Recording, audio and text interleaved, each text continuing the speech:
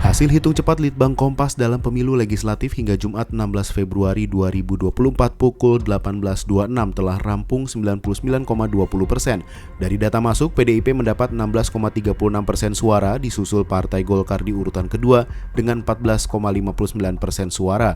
Sementara Gerindra yang dipimpin Prabowo Subianto menempati posisi ketiga dengan raihan 13,51% suara. Gerindra dan Golkar merupakan anggota Koalisi Indonesia Maju yang mengusung pasangan Prabowo Gibran.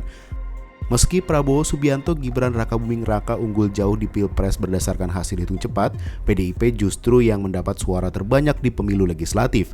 Padahal PDIP mengusung pasangan Ganjar Pranowo Mahfud MD yang mendapat suara paling sedikit di Pilpres. Lemahnya keterikatan kandidat dalam pemilihan presiden dengan sebagian partai politik pengusung ditengarai menjadi salah satu sebab tidak optimalnya efek ekor jas di pemilu 2024.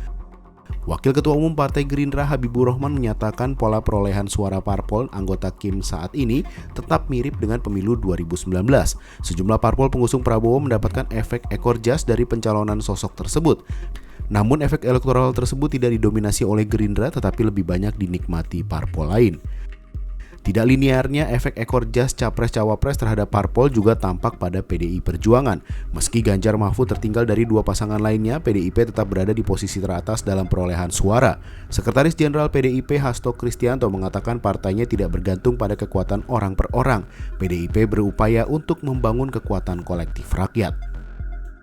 Pola yang sama juga ditemukan pada parpol-parpol pengusung Anies Baswedan Muhaimin Iskandar. Perolehan suara Partai Nasdem sebagai parpol pertama yang mendeklarasikan Anies dan Partai Kebangkitan Bangsa sebagai parpol yang dipimpin Muhaimin tidak berbeda secara signifikan dibandingkan dengan pemilu 2019. Padahal Anies Muhaimin mendapat dukungan suara hingga 25,23%. Guru Besar Ilmu Politik Universitas Airlangga Kacung Marijan mengatakan minimnya efek ekor jas dari Capres-Cawapres terhadap perolehan suara parpol merupakan dampak dari desain pemilu serentak dan adanya ambang batas pencalonan presiden wakil presiden.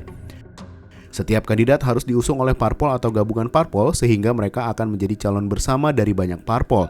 Akibatnya keterikatan antara kandidat dan parpol pengusungnya menjadi lemah. Dalam Pilpres, afiliasi personal juga dinilai lebih kuat untuk mendorong pemilih mendukung Capres-Cawapres ketimbang keterikatan ideologis. Karena itu pilihan kandidat tak selalu sejalan dengan pasangan yang diusung oleh parpol pilihannya. Tingginya pemilih bimbang juga menyebabkan preferensi pemilih dengan mudah berpindah dari satu partai ke partai yang lain. Fenomena ini sudah terjadi sejak pemilu-pemilu sebelumnya.